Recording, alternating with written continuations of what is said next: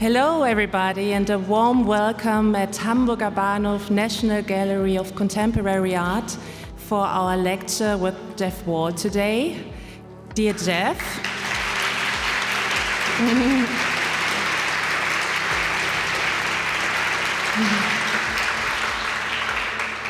thank you very much for accepting our invitation to come to Berlin and to speak today about your work. It has been a great wish from all of us here to invite you to Berlin. Your work is an important part of the collection of the National Gallery. Today, we are looking forward to a special format of In Conversation, as it won't be a conversation, but a lecture with many greetings. We are very delighted to host today's event in cooperation with Deutsche Bank and American Academy in Berlin. Deutsche Bank is a long-standing partner of our In Conversation series here at Hamburger Bahnhof. Thank you very much for that. We do have 2 permanent loans of Jeff Wall from you in our collection. And the American Academy in Berlin invited Jeff Wall as a Max Beckmann distinguished visitor. And needless to say that the American Academy is one of the most important transatlantic institutions because it plays an important role when it comes to scientific, cultural, and political exchange between US and Europe. And what can be more important in these days? So,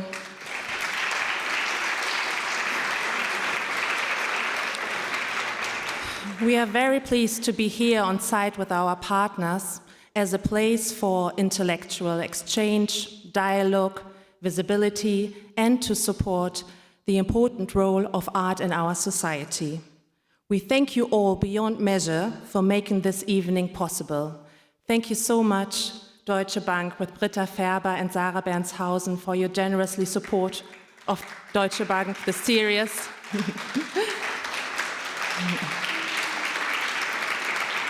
Thank you so much, American Academy in Berlin with Nana Ballmann, the whole board of the American Academy in Berlin, and Nadine Rager. It has really been a wonderful and pleasure working with you, and we are really looking forward to many more cooperations.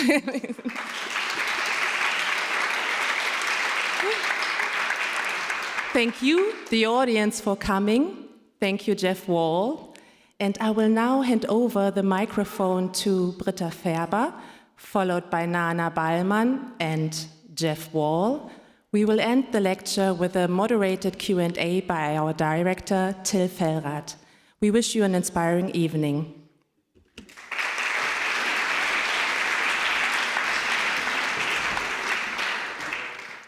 Thank you, Matilda. Thank you very much. And first of all, thank you to all of you for coming here today. That's really overwhelming, incredible.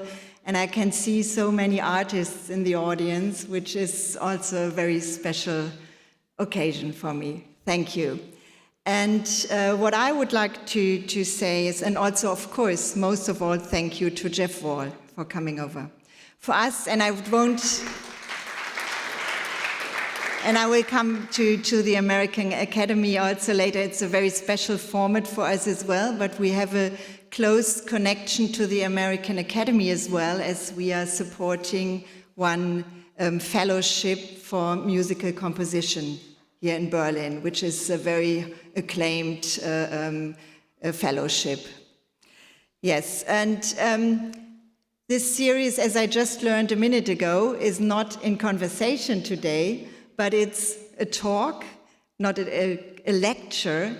And I mean, it's so important that we have these moments where we can listen to artists, especially in the world of today, that we have these possibilities to change our perspective, to get to know different perspectives on the world. And this is what we are doing with this series, and this is why it is so important for us, and I hope for everyone here as well, especially in the world of today, which, I mean, we all know that it has become more divided than ever. Jeff Wall, we have been working with him back in 2007 jointly with the Solomon R. Guggenheim Foundation. And as Mathilde was mentioning, we are working on this permanent loan for the Hamburger Bahnhof Nationalgalerie der Gegenwart. And we will be very happy to have these two works here in the collection, and I hope you will all look forward to seeing them one day. Jeff Wall's work is even more important today, as he has been for many years occupied with topics which are truly important, like talking about marginalized groups in society, talking about violence, structural violence, about everyday racism. But this is something I guess we will learn much more about in a minute. And I would like to say, and seeing all the artists here, and I have to admit, I just ordered a cap with this signage. It says, "Listen to the artists." And I think this is what is important today, listen to the artists. And I'm happy to hand over now to Nana. Thank you.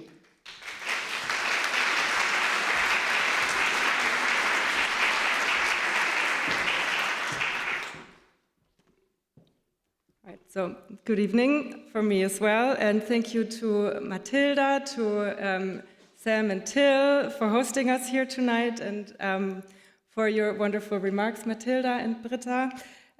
So I'm Nana Ballmann. I'm the Senior Advisor for the Arts Program of the American Academy in Berlin, and on behalf of the American Academy and our President, Daniel Benjamin, who is here tonight as well, I would also like to welcome you all to Jeff Wall's presentation. And as has been mentioned before, Jeff Wall is our Max Beckmann Distinguished Visitor this year. Again, I would really like to thank Till Fellrath, Sam Badoui, and Mathilda Legemer for hosting us here tonight at Hamburger Bahnhof, and of course, the Deutsche Bank with Britta Färber and Sarah Bernshausen for their generous support of this conversation series. Especially, of course, for making tonight's program possible. We are very glad that the three of us could join forces and bring Jeff to Berlin here tonight. I would really like to thank the team at Hamburger Bahnhof for their dedication and their help in putting this event together. Before introducing Jeff, I'd like to say a few words about the Max Beckmann Distinguished Visitorship, which was mentioned before, and which helped us bring Jeff here. Jeff is the Academy's, if I counted right, 9th such visitor, following artists like Carrie James Marshall, Arthur Jafa, Julie Meritu, Haley Mellon, and most recently Doug Aitken. The Max Beckmann Distinguished Visitorship was established in 2017 with the help of many generous supporters, especially artists from Germany and the United States, who donated works to a charity auction hosted by Villa Griesebach. The proceeds of this collective effort are part of the funds that now allow us to bring an artist of exceptional international stature to Berlin each year, and in this sense, I would really like to thank the donors for their support, and some of them are even here tonight, so thank you very much. And now it is my great honor and pleasure to briefly say a few words about Jeff Wall, though Jeff hardly needs any introduction. He is an artist of truly legendary stature, who has not only profoundly shaped our understanding of photography as an art form, its compositional and narrative potential, as well as its philosophical dimensions, but also transformed the way photography relates to other art forms, from painting to literature to cinema. His photographs are all distinctive, elaborately composed pictorial inventions that invite the same kind of contemplative attention as a painting. He masterfully combines exploration of subject matter and narrative with an extraordinary sense of composition and formal precision. Because of their large scale, akin to history paintings, his photographs have been referred to as tableaus. Some are painstakingly staged, rehearsed, and orchestrated, like scenes from a film, a concept he calls cinematographic photography. Others resemble images made by journalists or documentary photographers, yet are still made by means of various forms of artifice, an approach he describes as near documentary direction. To most people, he's perhaps best known for his mesmerizing transparencies mounted in light boxes, a medium he first borrowed from the advertising industry and introduced to art in the late 1970s. However, his oeuvre encompasses a wide range of photographic media, including black and white photographs, gelatin silver prints since 1996, and since 2000, inkjet prints. His subjects range from almost fortuitous everyday situations to dramatic scenarios, to cityscapes, landscapes, still lifes, and architectural studies, as well as works that directly reference art historical and literary precedents, such as paintings by Delacroix or Manet or Ralph Ellison's Invisible Man. Over the past more than 45 years, Wall, a trained art historian, has written extensively about art, about his own work and that of other artists, about art history and theory. Beyond his own writing, he has been the subject of over 50 monographs and exhibition catalogs. And as I learned yesterday, you can actually acquire a very small but very beautiful publication from the 1990s at the Reina Sofia's online store for just 60 cents. His exhibitions are also far too numerous to list. He has had well over 100 solo shows across the world. And at this very moment, you can see solo presentations of his work in Turin, Toronto, and Bologna, where he opened a new exhibition just this past weekend. He's also the recipient of many awards, including the Hasselblad Award, the Roswitha Huffman Prize, and the Order of his native Canada. His groundbreaking work and his intellectual rigor have educated and influenced generations of photographers and artists after him. And I'm now very excited for all of you to discover the depths and riches of his practice, his thinking, and his references. And please, without further ado, welcome Jeff Wall.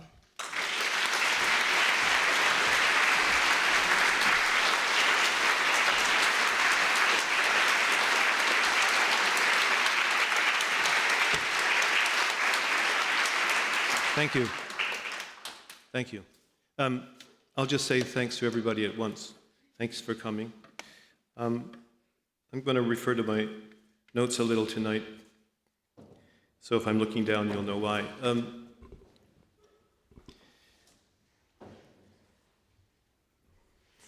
About 40 years ago, I think it would be about 40 years ago, photography did develop or went through a development that led it into a different kind of space.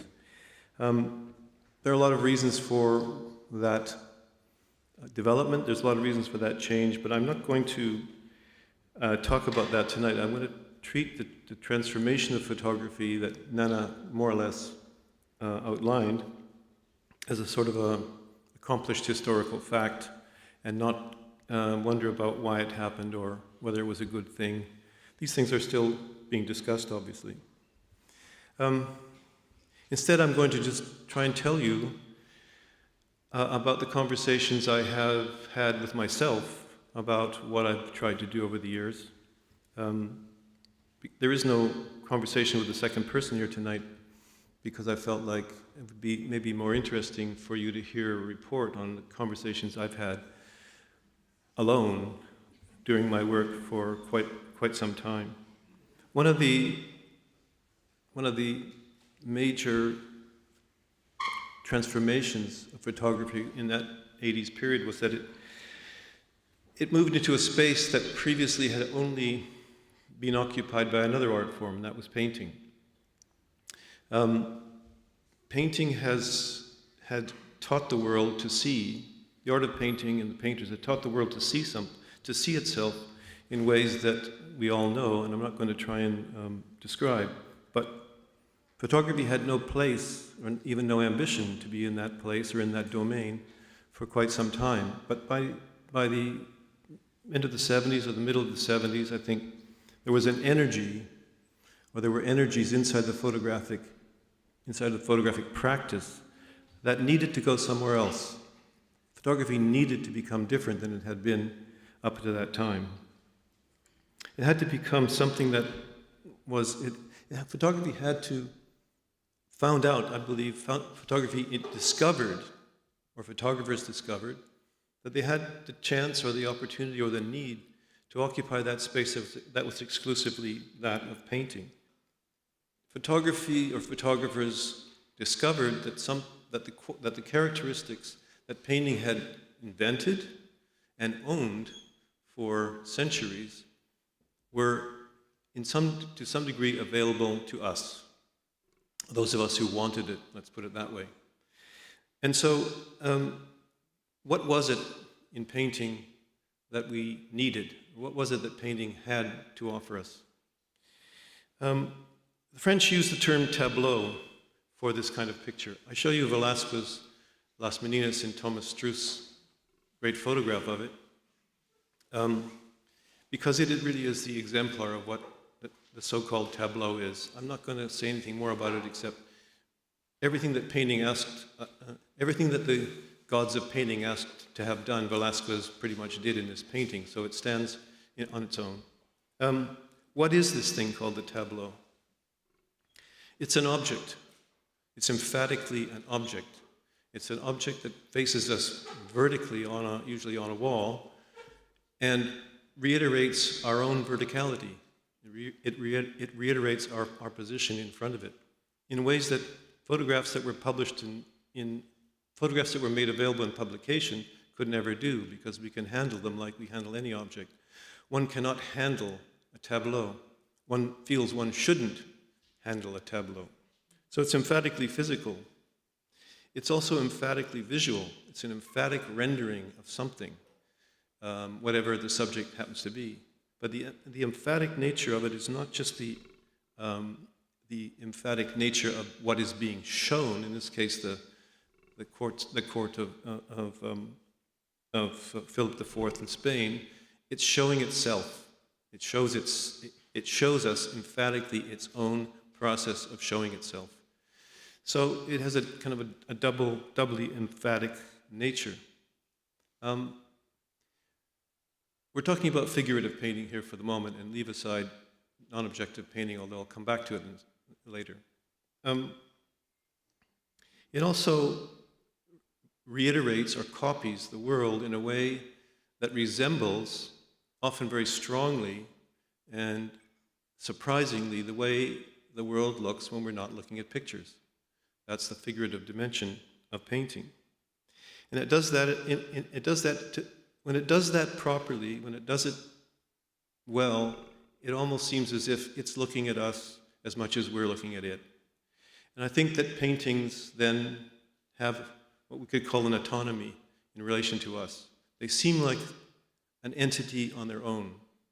They seem as if they see us as much as we see them. Their autonomy is part of the charm, let's put it that way, of what paintings can be and have been. And that autonomy is something that I think has made people fascinated with these images since they've been in existence, because they seem autonomous to the point where we can't own them. I know people own paintings, they become property of people, but even the people who own them often have the feeling that they don't own them, that there's an autonomy that the art form has created because of its physical nature, because of the way it has rendered the world and the way it has taught us how to see. We can never own it. It has a freedom to it, or an autonomy that I don't think photographs had earlier. And that's not to say anything critical about photography before the 1970s. That's not what I'm about.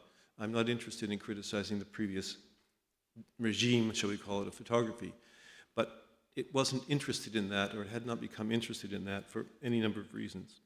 But that autonomy and that intense replication of vision is something that created what can we call it? A kind of an energy that inspired some artists who wanted to be photographers into this field.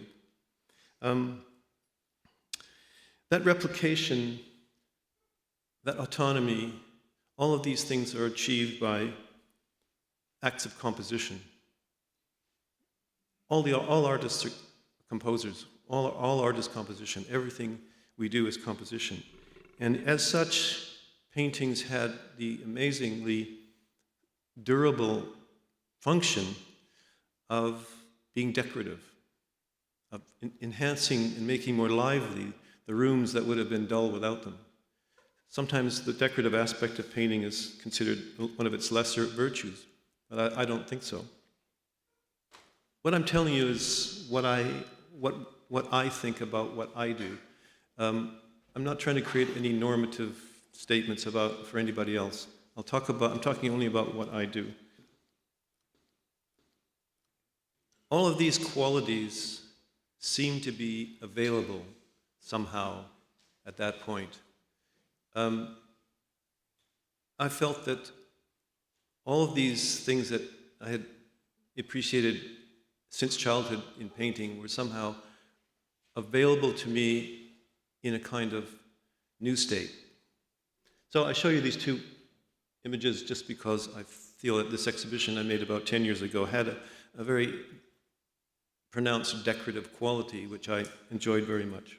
All the qualities that painting had, freedom of scale, the things I just mentioned, were available, and I think I felt could even be intensified, at least to some degree, by being, in a way, realized or re-realized as photographs. I'll show you a picture I made in 1982. I think that photography provided one of the maybe few things that photography provided, aside from all of the things I mentioned, which are taken over from painting in an almost direct way, was an intensification of the presence of occurrences, the depiction of occurrences. Because even the most realistic painting is still, in a way, has a detachment from the direct recording of an occurrence, which photography, of course, could provide. So I think there was an increased intensity of capture of occurrences that photography could provide in this framework that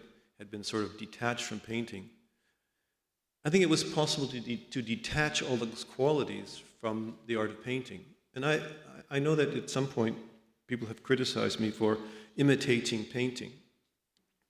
But I don't think that I ever imitated painting. I think that I have learned things from painting and realized in the process of admiring them over many, many years that they had an independent capacity, that they could be, in a way, detached from painting and no longer be considered painting.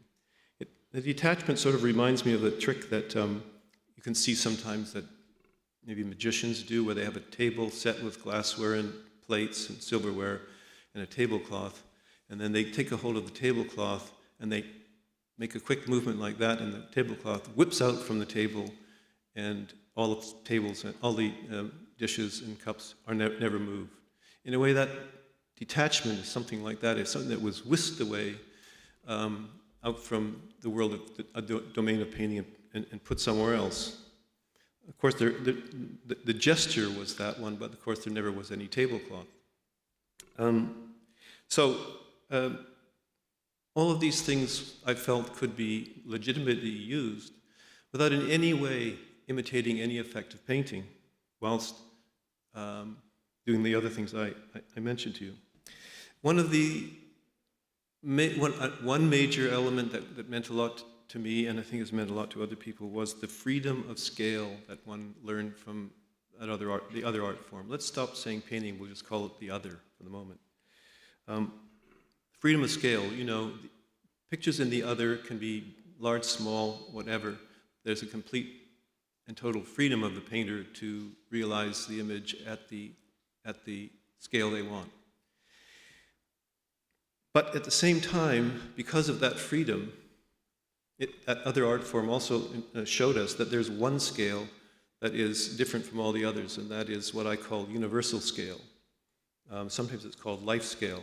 That is, it's the effect, the illusion, if you like, of the things depicted on the surface or apparently behind the surface that appear to us at the same size as they would do if we turned our head and looked at the room in which we were standing. Life scale. I call it universal scale because I think that the universe, as far as we know it, might be all in one scale. it might be really one scale. It's probably expanding a little, but let's assume it's in one scale. It's more interesting to use the term universal scale because this suggests that it would be like this even if there was no life. So it has an objectivity that no other scale has. Everything is either an enlargement or a reduction from that scale. There's something objective about that which has a kind of, and always did have for me, a kind of magic, as if a different frequency was affected, or maybe the image molecule attained or lost a particular particle. Only at this scale does this effect happen. That doesn't make that scale more important, better, or anything like that. It just makes it special because it is the one objective moment in the scale dimension. So, for example, mimic is made exactly in life scale. The foot of the walking man is precisely the size that it would be in the real world if there was, it's precisely the size it would be in the real world. Therefore, at that surface, that front surface, everything appears an exact duplicate of the world. And that duplication, that sense of duplication that all made images have, has that effect of arresting the real and making it seem, almost more alive than life itself. Paintings and images sometimes seem to have more life in them than life does because of their arrestedness, their stillness. So life scale is a touchstone I've always used, and it means a lot to me. And a lot of my pictures have been made in life scale.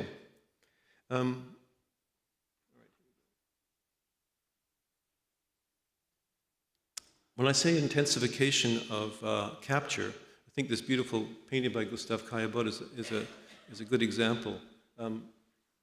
It's a very realistic painting, shall we say, and it is in life scale or very near. It's very similar to the picture I made, but the level of capture is different, and the different level of capture isn't a qualitative judgment. It's just a distinction that I make because photography is capable of doing that.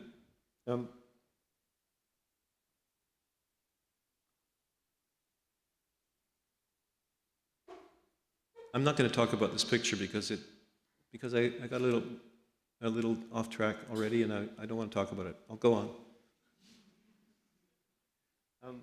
But if we go back to mimic, my next point was that life scale doesn't mean big picture. In the 80s and 90s, one of the critical remarks was that we were just making big photographs, as if that was a virtue in itself. I've always made my pictures as small as I could make them, given what I want to do with them. So interest in the magic, if you want to call that, of life scale, obliges the picture to be larger when the subject requires it. But this picture is this big, but it's in life scale. It's in one-to-one scale. So that has nothing to do, life scale has nothing to do with the size of the picture directly. More recent picture, mother of pearl, a little girl examining some mother of pearl coins that in her house, I suppose, is also in life scale. And the way you can tell when you see the pictures at the corner of the table is just a little smaller than it would be if you touched it, because it's just that little bit behind the picture plane. Working with this sort of tableau form imposes technical issues on anybody, because this plane, I was going to walk over and touch it, but I fall off the stage, so I won't. That plane is real in a way that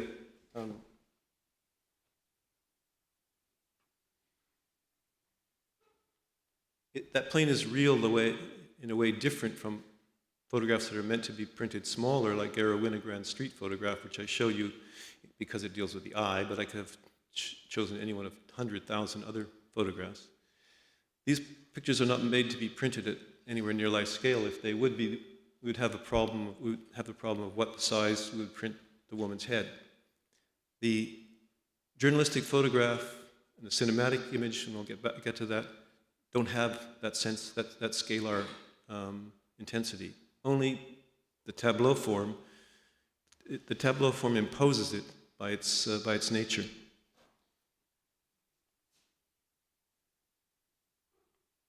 This picture is called In the Legion. It was made recently. I'll show you it because I've been working with this same scale for the last 45 years, on and off. The picture is determined, the scale of the picture, the size of the picture is determined by the size of this chair, which is set just back of that same plane. So the enlargement of the picture is determined by the actualities of actual size. This kind of picture making imposes certain restrictions or obligations or technical things on the artist. I won't go into detail about that right now. Another outcome of this life scale situation is what I would call open scale. Open scale is meaning that it can be the size that it needs to be in some distinction from the life scale criterion. I'll just show you this as another aspect of a kind of technical freedom that photography obtained. This was made in the 1980s and then remade in the 2000s. It's called an eviction. It shows a family being evicted from their house. And I'll leave it there for the moment. The size of the picture is determined freely by the fact that in order to understand the subject, you need to understand the reactions of the people in it, because the picture is about people. And at below a certain size, this information can't be apprehended very clearly. So that the size of the picture is determined by the nature of what's in it. So some pictures have to be very large because of that, but at the same time, as I said, they're made as small as I can make them. This is Men Waiting. It was made in 2006. Again, it's in principle the same picture and the same problem. The behavior of the people in it and their response to the world has to be seen physically.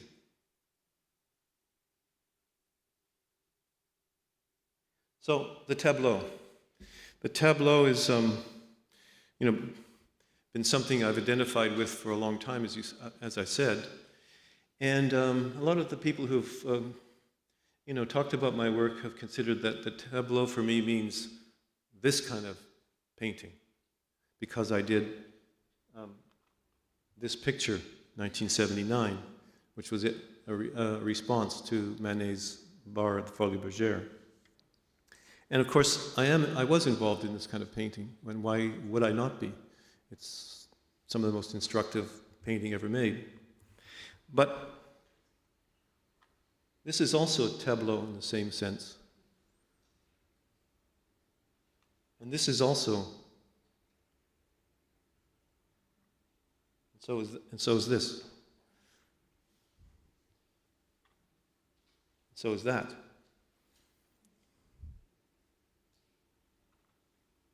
And that.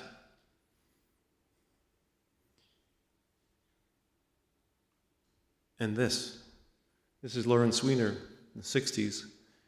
Instead of making a painting, he extracted part of the surface of the wall on which a painting might hang in order to make what you might call an anti-painting. So I think it's very important to realize that when we talk about the influence of painting on photography, we're not talking about 19th century French masterpieces and stuff like that, even though they play a role. We're talking about the entire dimension of what painting is and has been, and that includes anti-painting. It includes the opposition to painting. It includes the attempt to negate painting. All of those energies were part of the interest in painting that emerged in the 80s. It was not ever an interest in 19th century genre pictures in order to transpose them into photographic genre pictures. That was never part of the program, let's put it that way. The program was for my part, the program was inspired or animated by that turbulence inside painting that goes back, quite some time. I don't think that anti-art, anti-painting can be registered photographically very well, but there are always traces of it. I feel sometimes in my pictures, I see traces of it in my interest in things that are difficult to see in the field of vision. I don't want to make too strong a point about it, but I give you one example. This is a picture called Night, which I made quite a while ago. I forget now, 20-something years ago. And it shows some people, see them in the corner at night, sleeping outside. It's a picture of a type I've made quite a few of. And it's hard to see, it's a very dark picture. And although I never really intended it to be to make any statement about being hard to see, I think that that aspect of parts of my work have to do also with response to the discord. I think it's the discord inside of all of the arts. I don't think that by being interested in painting and the tableau, one is returning to tradition. That's something else that's been sort of mentioned.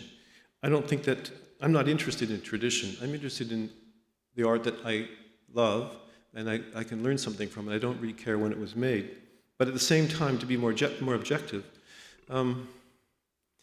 painting has never been a peaceful art form. It's always been full of evolutions and developments and changes and so on. And it's that energy that I think was captured, or at least I would like to have captured in photographic form. Sometimes you feel like that you've been exiled from an art form by circumstance. And I was a painter when I was a child and a young person, and many things turned me away from it and toward photography, which I can't go into right now. But I like the idea that there's a sort of exile relation, an exile energy involved in that, some sort of banishment that maybe is self-imposed and, creates itself an inner energy that might have something to do with it. So that's enough to be said about the tableau, but it is certainly one of the building blocks of what I would consider the new photography or the developments of photography. And I'm speaking first of all for myself, as I said, but it probably, at least in some objective sense, applies to other people as well.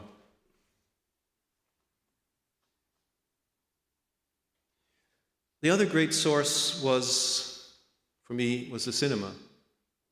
And like everybody, I grew up going to the movies. And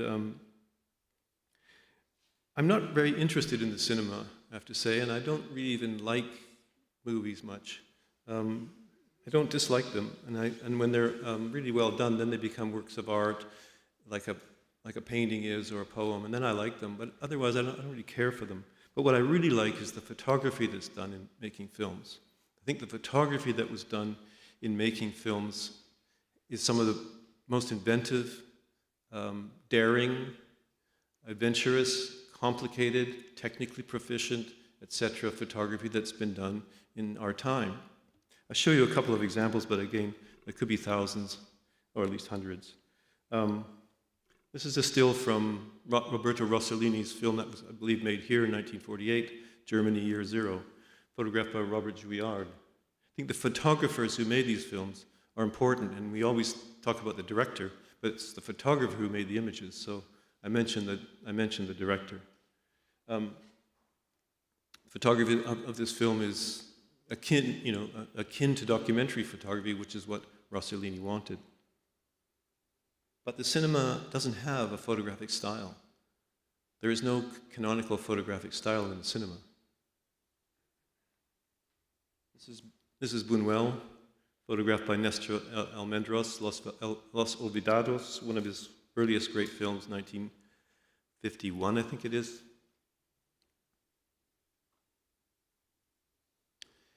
Bitter Tears of Petra von Kant by Fassbinder, photographed by Michael Ballhaus, 1973, I think it is. And more recently, this is The White Ribbon, Michael Haneke's film, photographed by Christian Berger, 2009. Often people ask me to tell them how I made my pictures.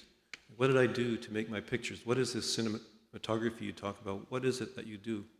I don't like answering those questions because I like to have my little secrets, and I like the fact that my studio is a place that people don't get to go to, and that I don't have to tell everybody what I did.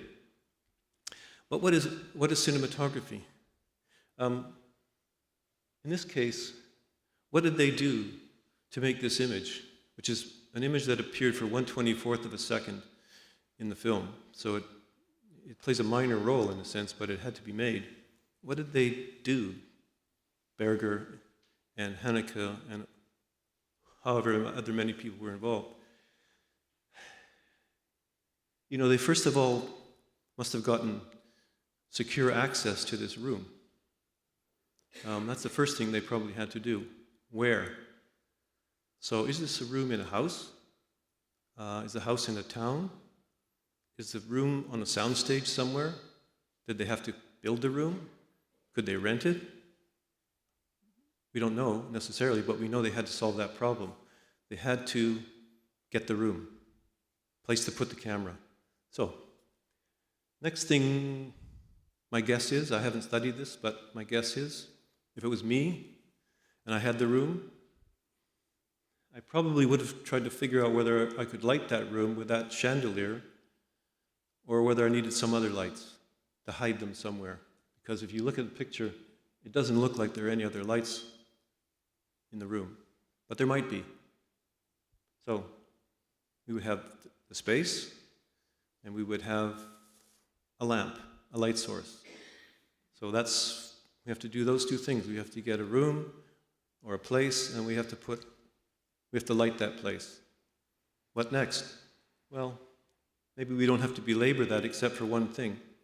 The White Ribbon is apparently tells a story from 1914 or 13 or something, just at the beginning of the First War. So this is a thing that cinema does that all the arts actually do, and cinema does. Photography wasn't that interested in doing it, but the cinema did it, which is the things that are happening in the picture seem to have happened about 100 years before the picture was taken, because the film was made in 2009, and the events seem to be happening in 1914. So that's the cinematic time travel effect, where we realize that the two calendar dates don't align. The only time the moment of image capture aligns is with the journalistic snapshot or your phone photo, when the image that's made at that moment coincides with the moment in which it was made.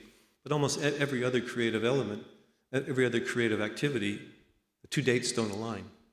Even if they don't align by a small amount, they don't align. And that misalignment is a space in which things happen. Misalignment of dates is a space in which things happen. So we know that the rest of his work, their work, was to convince us, down to the very last detail, that this event we're witnessing really could have happened to look just like this if it happened in 1914 and we were there.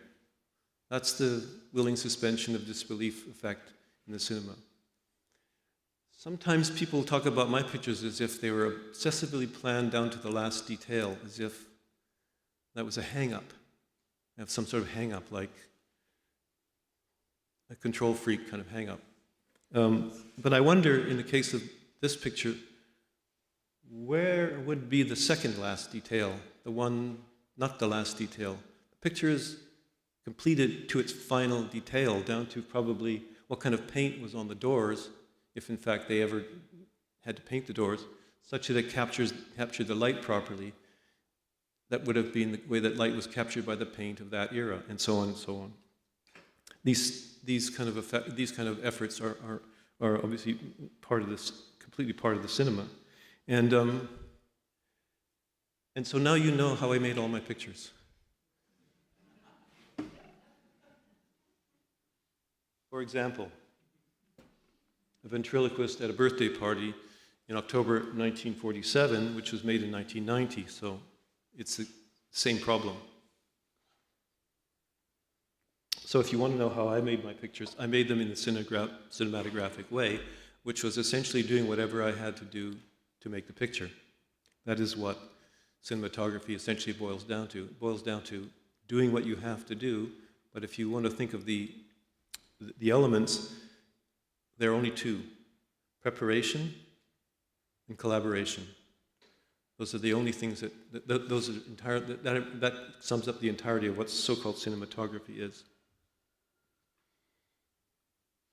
I don't want to comment on the details, but I show it to you.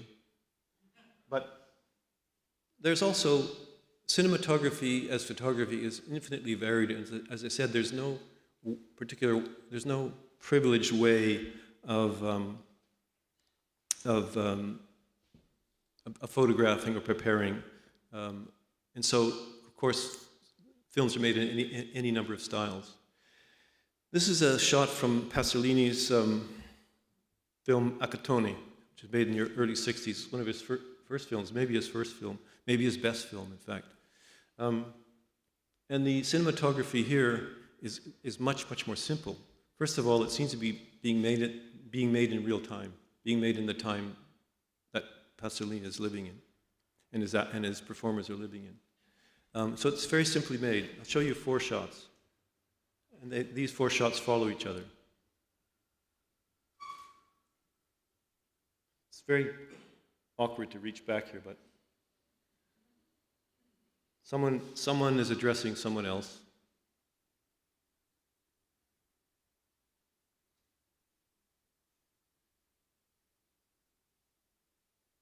So you can see how simple, technically even rudimentary, this sequence of shots is. What I like about it, what it shows me and showed me is that cinematography is not something necessarily anything complicated. It can be complicated or it can be very, very simple. It can be done very, very quickly and very easily and very cheaply. There are no preferred approaches. There are no methods. There's no better way of doing anything. Everything is possible. The range of possibilities is relatively infinite, and they're all determined by what it is you're trying to do.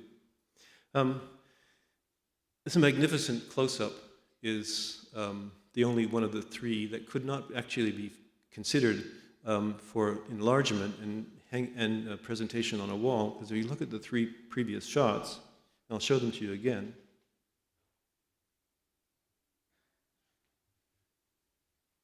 You'll notice that the camera is always far enough back that there's a space in front of the main objects that could plausibly stand as that front plane of that the tableau needs, this invisible front plane which one doesn't tend to cross over, doesn't tend to cross in front of. The camera is always placed somewhat set back far enough that any one of these 3 images could be feasibly enlarged to life scale and maybe be a very successful tableau picture, maybe. I say maybe because filmmakers don't make tableaus and the cinema is not a pictorial art. But occasionally, these things happen. The final one obviously is in a different category, although I suppose it could be printed at life scale, let's say, if that's what you wanted, and it would make a great picture. It is a great picture, and Pasolini is peculiar. His film is sort of peculiar in that it does make for a lot of interesting stills that could be transformed into something more physical. The one last thing I want to say about, the 2 last things I want to say about the cinema is that this is all very realistic. It's photographed almost as if it were documentary, and I use the term near documentary for some of my pictures that have this ambition to resemble snapshot photography or newsreel photography. But inside of this reportage style of Pasolini's film is painting, because his close-up, and this is not the only time he referred to this famous Dead Christ of Mantegna, is inspired directly by Italian painting. So the art forms are constantly informing each other back and forth and changing their shapes. The one last thing I'll say about cinematography is that it really has, about the cinema, I'm sorry, is that cinema images, projected images, have no scale. That's why they can never really be visual art or pictorial art. I use that term a lot. It's an old-fashioned term, visual art. Now people consider art to be conceptual art, I guess. But there's a thing called visual art, which is the art that has to do with seeing and what things look like and so on. And the two aren't separate. But nevertheless, I use this old-fashioned term because my work is about seeing and about eyesight. And the tableau form has the physicality I mentioned, and therefore it has a very strict sense of scale. Cinema doesn't have that. Everybody goes to the movies and looks at film images that are 40 or 50 feet wide and don't think about it, because it doesn't matter. That aspect of cinema was also not really thought about by film people very much, because they were quite happy to project their films in cinemas and make their movies. Nothing wrong with that. But they weren't that interested in the projection problem and the scale problem itself.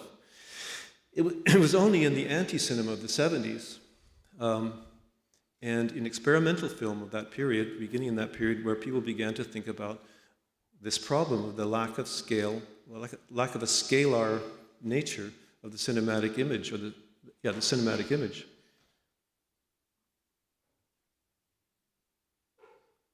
I'll jump ahead. This is a performance by Fabio Mauri at the 1975 Biennale in Venice, where he invited Pier Paolo Pasolini, and I'm not really, it's only accidental I'm talking about Pasolini repeatedly. It just happens to be, they're good examples of what I'm talking about, but I could have talked about someone else. But in any case, he invited Pasolini himself to come to the Biennale and sit in his chair while he projected his film about the film of the Gospel according to which saint? I forget now. St. Matthew, right? The Gospel according to St. Matthew, thanks, on his white shirt. And Fabio Mauri was one of those artists of the 70s who, unlike filmmakers themselves, noticed something to do with this distinction between what artists do, what filmmakers do, what cinema is and what cinematography is, and so on. And it's also the anti-cinema, just like I said about painting. My interest in cinematography isn't just in the cinema, it's also in the anti-cinema, because we photographers cannot make cinema. We're not filmmakers. The tablecloth pulling act applies exactly the same to our relation, or my relation, to the cinema. There are certain things that could be detached from it, as I've said, and made use of it otherwise. But that also that also includes all the things that people were dissatisfied about in those art forms.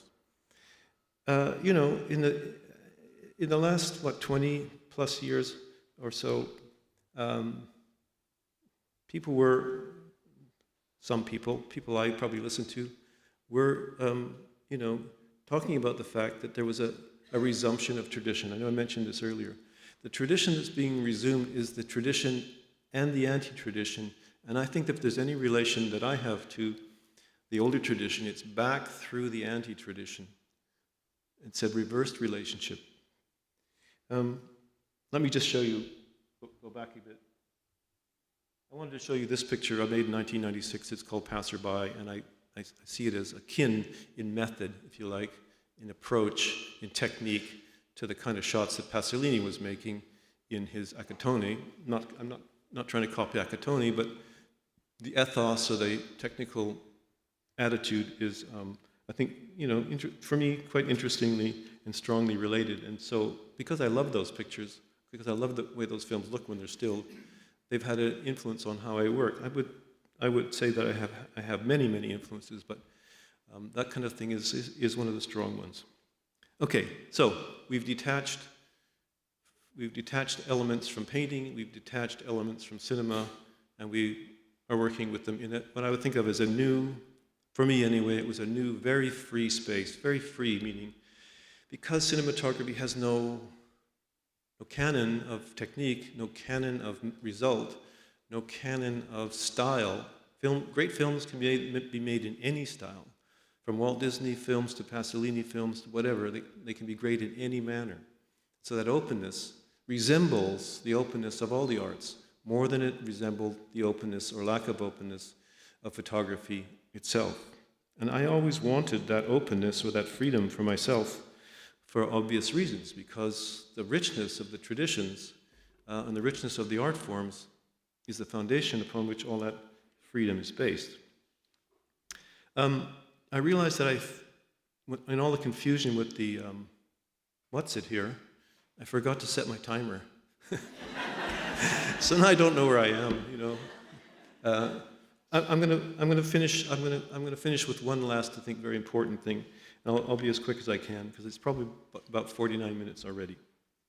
One of the other main things that I learned from being interested in cinematography was that every image contains writing. There's a writing inside of every image. In the cinema or in the theater, for example, there's a scenario with a play. I've always detested the term staged photography because it suggests the theater, the stage. And I hope I've made it clear already, that's not what I do. I don't do that.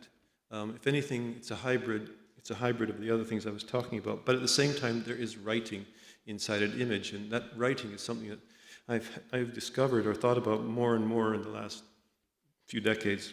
I should say that, just to preface my remarks, is that my attitude towards any literary content in art is sort of very strongly shaped by the kind of modernism, the modernist ideas that I grew up with in the 50s and 60s that were most perfectly expressed by Clement Greenberg, who's a writer that probably you know, and you probably know how controversial a writer he is. But he was one of the people who emphasized very strongly the distinction to be made between anything literary, which he considered a feature of figurative art, anything literary, and anything visual. And of course, the pushing of this question, the pressing of the issue, was his way of verbalizing the revolutionary sense, the revolutionary feeling that we had with abstract art, non-objective art, when it first appeared.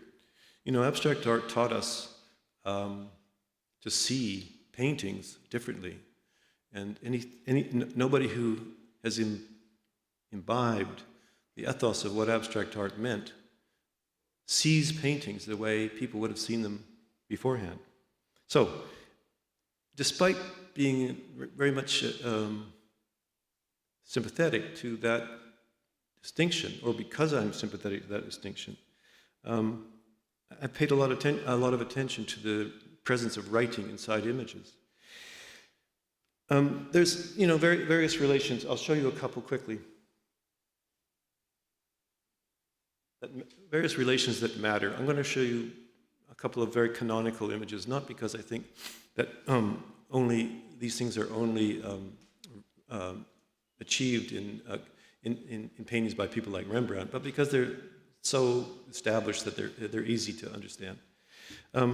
Rembrandt made the painting of the Return of the Prodigal Son in 1660 something, and he did it in relation to a specific passage from the Gospel according to St. Luke, the parable of the prodigal son. I show you the text not because I expect you to read it, but just to make it evident that painting was done very specifically in relation to a known text. Of course, for hundreds of years, most paintings were done in relation to known texts, like illustrations of the Bible and so on. If you study the painting carefully, you can see how many changes Rembrandt made in the text, and that difference is part of the writing, what I would call part of the writing process. So this is an obvious and fundamental relationship. The image illustrating a known text, a text known to all. Then there are paintings later that only appear to be illustrating a known text, a text known to everybody. They only seem to be. Manet's Olympia is a good example. It seems to be as intricate a relationship between two figures, three if you include the cat, but two figures, as between the prodigal son and his father. It seems to have that same charge of intricacy and meaning, but there's no text. It's an appearance. There's a text implied. I would say the writing form is to imply or assume or imagine that there's a text. Of course, there isn't one. There's what I would call the reduced text, or maybe the generic text, which is this painting by Cézanne. It has really no title, but it's been titled Still Life with Apples and Biscuits. I think the term still life has no meaning. It really just is the name of the genre. For some reason, the world has called these things still lifes, or nature morte in French. I don't know what the title is in German, but it's probably just as inaccurate. In any case, all the title does is tell you what you're looking at, just names what you're looking at, apples, biscuits, and so on. So that I would consider just a generic title. There's the relationship between a photograph and its caption, which comes from photojournalism. This is Walker Evans from his book American Photographs. And these are the captions that he printed not beside the images, but at the end of the book, separate from the images. And Evans, as you probably know, was an aspiring writer. He became a photographer when he found out that he wasn't as good a writer as Flaubert, and thought that was what he had to do. So that means, but Evans was a very good writer, and if you've read his articles in Fortune that he wrote for many years, he was a very good writer, and his captions are perfectly written. So the relation between a photograph and its caption is also literary practice, and the relationship between a picture and its title. This is a structure of the relationship between a picture and its title. Then there is, of course, untitled. The untitled picture, which is an important feature of what we're talking about, because this is, again, the anti-title. It's the anti-element coming into the phenomenon and reshaping it and making it different. It's also fascinating that, in fact, this picture is called Untitled Number 73. So what it means is that Rothko, who wouldn't title his pictures, was still writing. He's telling you that there's 73 more of these already in existence, and that means something. I'm not going to try and tell you what it means, but he obviously believed it meant something. I mean, it probably meant there's so many of them, you need to pay attention to these things. But whatever it meant, he wrote it. And there's one more, I think, relevant titling and writing aspect, which of course comes again from the same sort of anti-tradition, Ankawara, who painted the day, he made a painting of the date on which he made the painting. Not only did he do that, but in all his paintings, all his paintings come in a box, and the box contains a newspaper from one place or another of the front page of that day's newspaper. So the relationship between the date and so on is pretty obvious, and sort of was one of those conceptual art things. What's interesting about all these different writing relationships is none of them are binding, and they all tend to fuse into each other. At least for me, they became different ways of approaching image making. And it seemed like they all sort of mutate, or can mutate into each other, and become informed by each other. So real text disappears into your personal speaking, and so on. So just to end, I'll show you a very few pictures, because I think we really should stop in a minute, wherein I've treated this problem differently. Of course, I have done pictures that are just like Rembrandt's, or almost just like Rembrandt's. I mean, in terms of their relation to writing. Where I've made a picture based on another picture, or another entity. This is The Thinker, made in 1986, and it was a response to Albrecht Dürer's phantom monument to the defeat of the peasantry in the 1600s. It's probably most of you probably know this, pretty famous. The mourning peasant in mourning at the top of this column made up of implements of farm labor and so on, with a gigantic sword in his back, the betrayed, the betrayed. This ignited something for me, and I felt that I could find a relationship to it, and therefore to all the discourse, let's say, that that is implicated. I won't go into any more detail about that, just to say that this is what I would say is the closest to using a known text that I've used. After Invisible Man by Ralph Ellison is more than obvious in this relationship, so not much to be said about it. I'm just showing it as an example of ways in which writing appears. I'm going to go by these because these are just an example of one type, and I think we're out of time, sort of. We're getting to be out of time, so I want to just show you a couple of other things quickly, because these are fundamentally the same thing. After Hokusai. Somebody did ask me about why, or did I care that there was no Mount Fuji in my picture? No, I took it as a serious question, which is, are you making an homage? I'm going to talk about it for a minute then. Are you making an homage to Hokusai? Yes. What does that mean? I don't really know. But the image was compelling, so therefore I did it. The fact that there's no Fuji in my picture, to me, measures, or at least is one of the ways in which one can measure the distance between me and Hokusai. There needed to be no, and there should be no Fuji in my picture.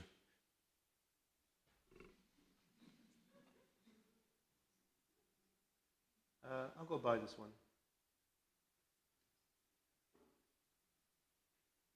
Let's see.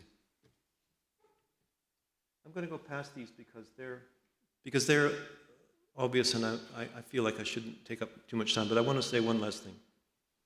And it's better said with another image.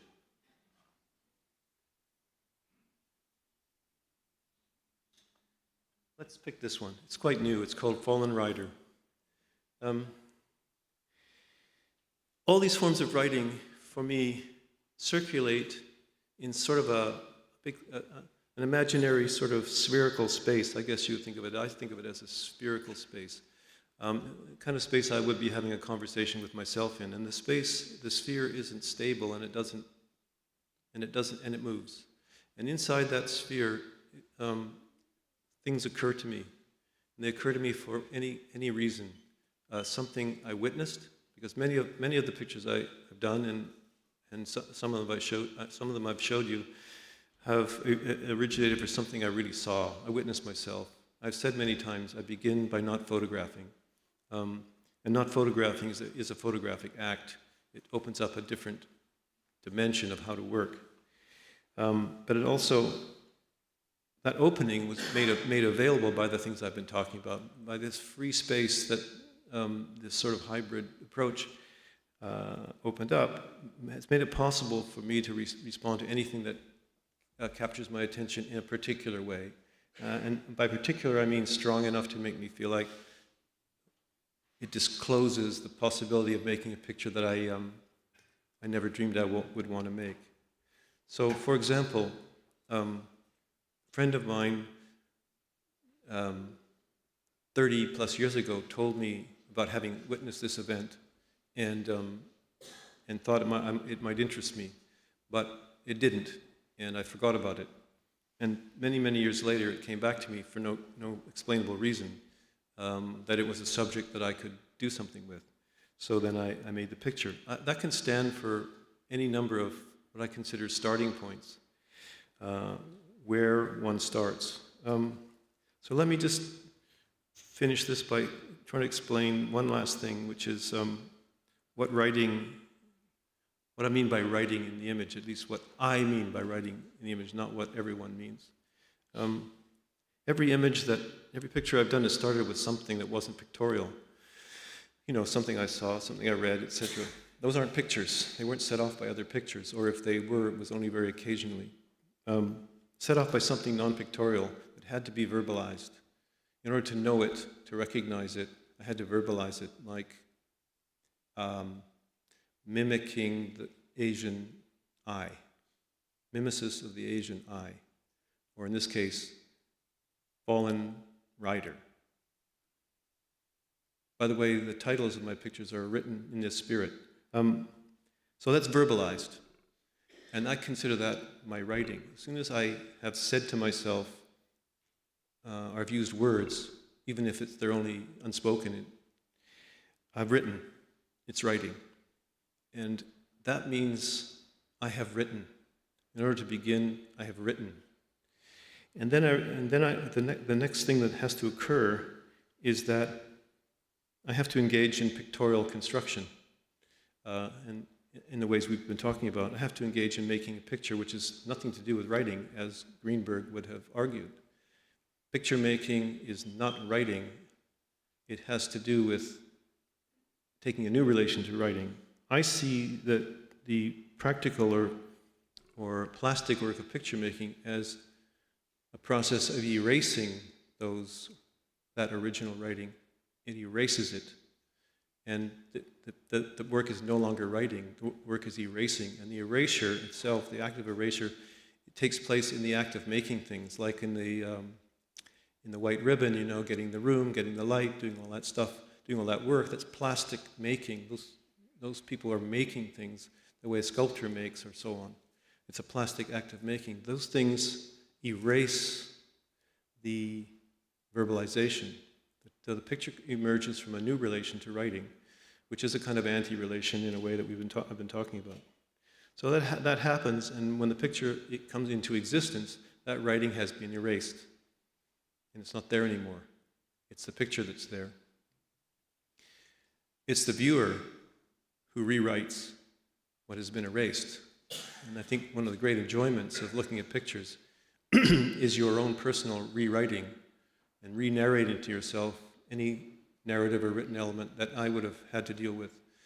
And we know that your, or the viewer's, writing can never be the same as mine. You know, even if we were I was going to say two monkeys with two typewriters, but I guess you could say two AI programs running parallel for a million years, we would never write the same thing again. Well, that's probably not true anymore. But you get my point, that you can never write what I wrote. And therefore, the picture, the fascination with the picture, the autonomy of the picture, all the things we've been talking about comes together in that process. So, I didn't want to have a conversation with anybody tonight because I thought it would be more interesting to pretend I was talking to myself, as I always do, wondering about what I'm going to do next, why, and which direction I might go. Last comment. All of the writing forms, the known source, the implied source, the generic source, the journalistic source, the anti-source, they all are present simultaneously in the process. There's no hierarchy of these things. That's part of the freedom inside of the art form. So the freedom that I think that I have is built upon the artistic freedoms that were already in existence for hundreds and hundreds of years in all the art forms. And I think all artists, if they believe in artistic freedom, and I think it's one of those values that everybody believes in, says they believe in, if they believe in artistic freedom, then they really are free, but their freedom is shaped by the processes, the artistic processes that have gone into it. So I'm going to stop there. I think that's long enough.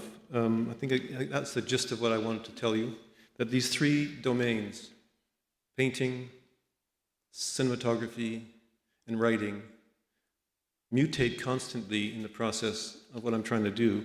And I feel that mutation is inherent in the pictorial tradition that goes back all these centuries, and it is inherent in the fascination that people feel in front of the images we've been talking about. So, enough from me.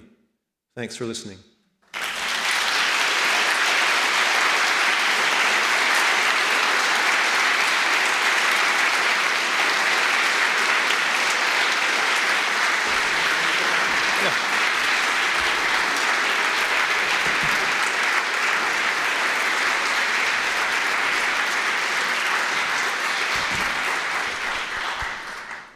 well, thank you so much for all these wonderful insights into your thought process and all these really incredible art historical references, and you're really very, very inspirational remarks this evening, and really makes me personally also rethink about your work in a very, very different way altogether. And I wanted to just follow up on a few points that you were mentioning. One thing is the physicality of your works and the scales. So you were mentioning scale in relation to the viewers and how you perceive them. And I wanted to ask you a little bit about quantity. So while you were giving your lecture, probably in Berlin only, more pictures were taken than in an entire year around the world, let's say 100 years ago. And 100 years ago, you actually needed to either buy books or go to a library or go to a museum to see paintings or have an idea of a painting or a picture of a painting. And you started your lecture also with this image of Thomas Strutz, of people looking at a painting in a museum. And now this is so accelerated. And what do you think it does to viewers? Or how do you now interpret or consume or relate to an image as a viewer when you're constantly bombarded and constantly involved yourself in taking pictures all the time? Oh, you see? Is this on? Is it on? All right, good. Are you asking how do I, or how do people? About people. What is your view on people? How do they relate to your work? Or are you consciously thinking about this as you are creating your works now? The physicality I was talking about, I think, is essential. Pictures, let's just call them pictures for the moment. You know what I'm saying now. They're meant to be seen in real life. They're meant to be experienced directly. Everything else is a reproduction. My pictures are made to be seen as they are. They're the size I make them for the reasons I said, and so on. But they're all about being seen directly. And my experience, and I'm sure yours and many other people's, has been most intense by seeing the works in themselves, not reproductions of them. People talk about how they've grown up seeing only reproductions of famous artworks and all that, and how their relationship has been shaped by that. I grew up looking at reproductions of famous artworks too, because I grew up in Vancouver in the 1950s, where there was almost no artworks to be seen except in reproduction. But all that did for me was make me want to see the real things even more. So I have virtually no interest in reproduction.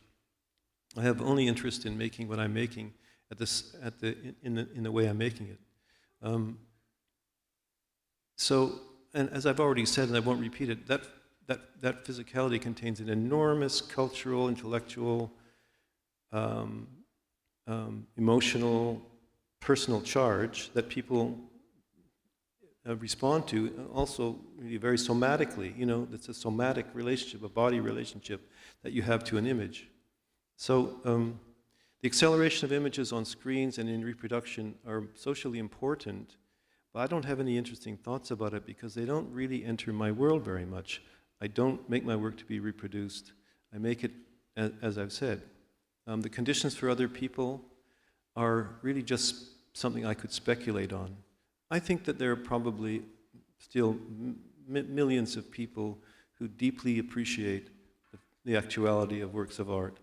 And sometimes I want to not really listen to the commentators who suggest our world is being so transformed. It may be, I may be wrong, but for me the enjoyment, and I think, our experience of art is a certain kind of intense enjoyment, and it can only come from the thing itself. I think that enjoyment is still, a major importance. Yeah, thank you. I think we can see that also by people going to museums in large numbers and wanting to see objects and artworks really with their own eyes and experiencing the actual impact that they create. And I think in some of your works, you strongly were talking about occurrences and certain seemingly fleeting moments, perhaps, and then there are a lot of sub-narratives, and many of them, have clear resonance of what perhaps we're living today, or what happened here, let's say in the 1930s, for example, or continuously. So there are so many references that you can find in these works. And are you conscious about certain questions that you keep coming back to in your work, or is it maybe just an occurrence or a certain thing that you see perhaps that you feel you want to capture, and then you realize maybe that there are so many connections or so many actualities that you can connect with? It's mostly accidental for me. That is, as I said, to me, what happens to me is something probably unexpected ignites a little energy somewhere, and that energy discloses. The only thing it really ever discloses to me is my next picture. Therefore, all the subjects I've treated, whether they're of suffering people, well-off people, happy people, etc., those are secondary matters, and they were not the thing that made me make the picture. What made me make the picture, for example, well, it's hard to explain that. It's hard to explain, but the point is, certain situations disclose the presence of an image that I can make that I didn't know I wanted to make until that happened. Call it inspiration. That has really nothing direct to do with what's going on in it. So I don't make any claims about having any particular views about the occasions or the occurrences I make. I make pictures of.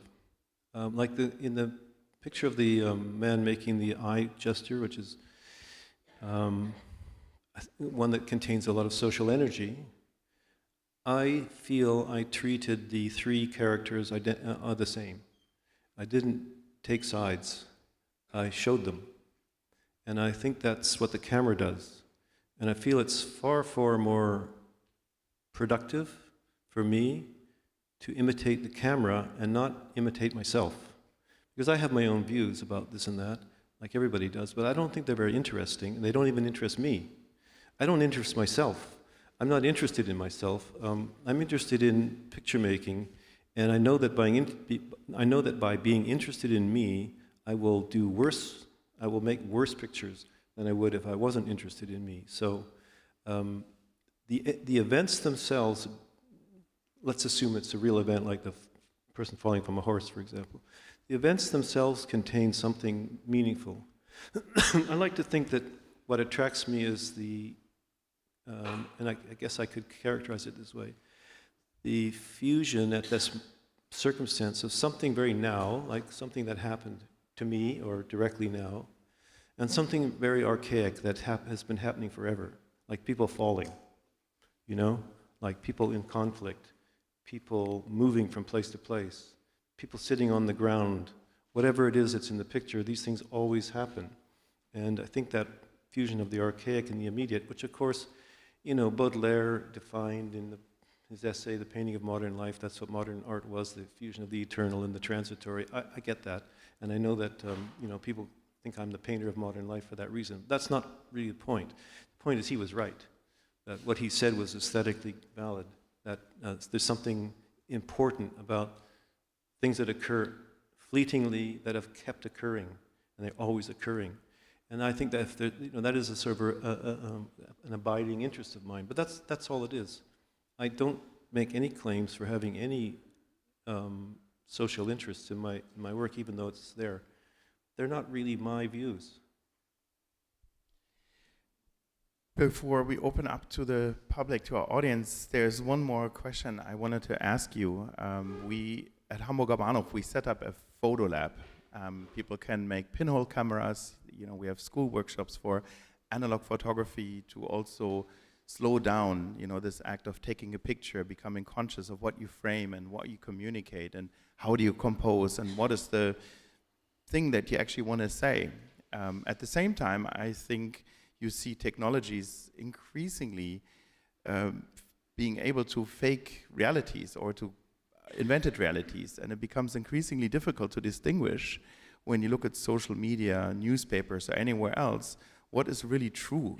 Where do you find truth? What is a trustful resource in 2 years and 5 years for anyone that wants to learn about whatever they want to learn about. And the same would apply perhaps to journalists as well, trying to do research on current occurrences. And so what I wanted to ask you, how much do you see can work carry truth? Can your works carry truth? And can photography or can images still claim, you made this wonderful analogy from painting to photography and becoming perhaps more acute or more present in a certain sense, or more precise about a particular occurrence. Is that going to be true in the future? And how do we deal with this? Where's the truth? One idea is to ignore social media. That would be one solution. That's an easy one. Photography takes place between a camera and something that is outside the camera. That's photography. Whether the receiving surface is a digital plate or a piece of film, whatever, photography takes place in an encounter in the physical world between something that's not the camera and the camera. So everything else is not photography. It may be photo processing or some other thing, but it's not photography. Anyone who wants to practice photography practices photography because that's the relationship they like between the camera and what's outside it. All these other programs are photo processing programs that can never create a new image. They can only recombine images. I'm not really interested in it. I think probably it will lead to some interesting art forms made by artists who like to tap on a mouse pad instead of doing other things. And that's cool because there are no rules and art can come from anywhere. So I don't have any strong feelings about it. To me, it's on one level artistically another medium that might be used, but it won't be photography. What it is, whatever it is, it'll be a synthetic image that we'll give some name to, but it's not photography. So I feel like whatever happens in the image processing world will happen. It doesn't really have anything to do with me. Artists don't have much power in relationship to that, except to make the images we can. So I don't think that my work is really of much value to people who are concerned about that directly. Thank you so much. We would, of course, like to open up the conversation to our audience. And I think Matilda has a microphone over here. And I think we have a question here in the front. Matilda? Thank you. Over here.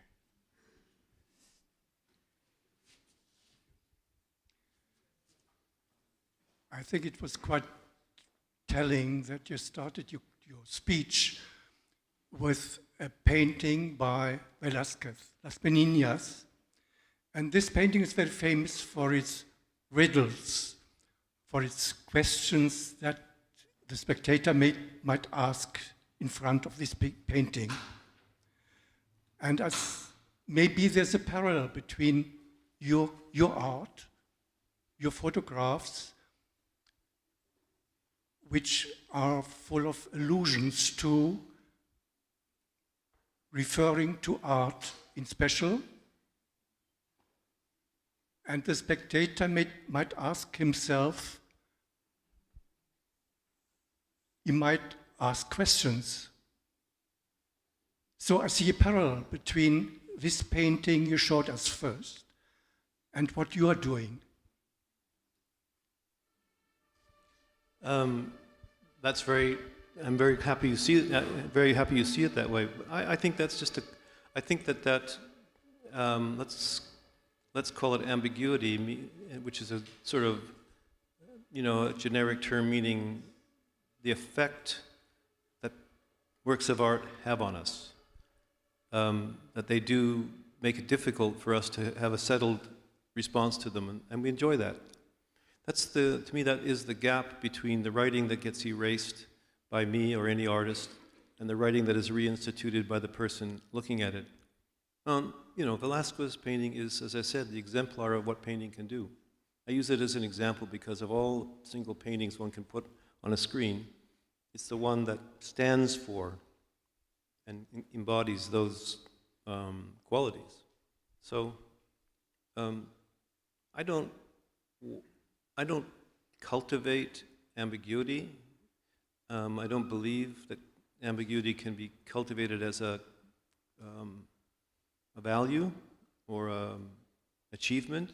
I think that is the result of the making processes that one goes through in making whatever you're making, whether it's writing or composing music or making pictures. The work process itself is the drama. I know that the emotion in my pictures isn't mine, except insofar as it might reflect the feelings that went on during the making of the picture. So that is a paradox, because the woman who's fallen from her horse would have feelings, and I guess we would be interested in them in a narrative dimension, that there's some narrative dimension to her experience. You know, the chagrin of having fallen from your expensive horse, with your super expensive saddle, and all your beautiful accoutrements, and there you are on the ground. You know, there's a certain almost like comic element to the fact of this reversal of fortune of somebody who's not necessarily interested in having their fortunes reversed. So that is a We're not talking about the horse. So. I don't take sides. But the point is that ambiguity is not my ambiguity. It's the ambiguity that emerges from the condition itself. And what any artist does, and it's what I tried to do, is make that image enjoyable for its color, its forms, its, you know, its light, etc., the rhythms in it, all of that, all those formal things. That's what I think artists, when they're doing their best, is what they do. They deal with the fundamental things and make it work. In that sense, you never get out of art class number one. You're always in art class number one, which is the fundamental things. And those things, when they get set in motion by the things I've tried to tell you about, they disclose the complexity, let's call it, of the world itself. And that complexity is beyond my comprehension and yours. And the fact that it is beyond our comprehension has that, you know, that sort of Kantian sense of the exhilaration of understanding knowledge where there's no knowledge, that you feel like you know something cosmic, but in fact there's no content. Well, there is content, but it's not knowable directly. So, but I don't think that's a personal achievement. I think it's really rooted in your relationship to the work process. And that's why I like this fusion aspect of photography, because it opened up, for me at least, a working process, very plastic, very open to different things. That's why I think that what I do is pure photography, just as much as Walker Evans is pure photography. I know I'm rambling, but I'll just make this point because I think it's kind of important. The instantaneous capture that reportage achieved and was the original founding distinction of photography is still the fundamental and founding distinction of photography.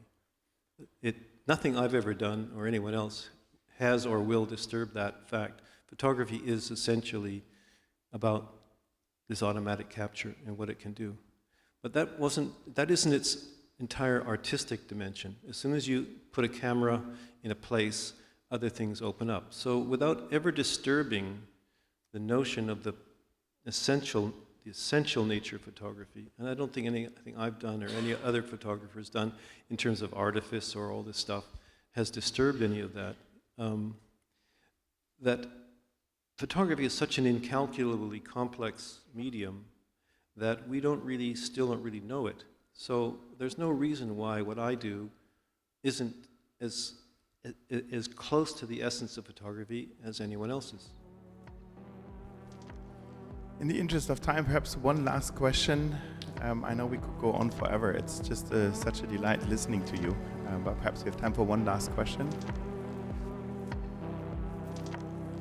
Maybe we've said everything, or you've said everything. Thank you so much, Jeff. It was truly fantastic.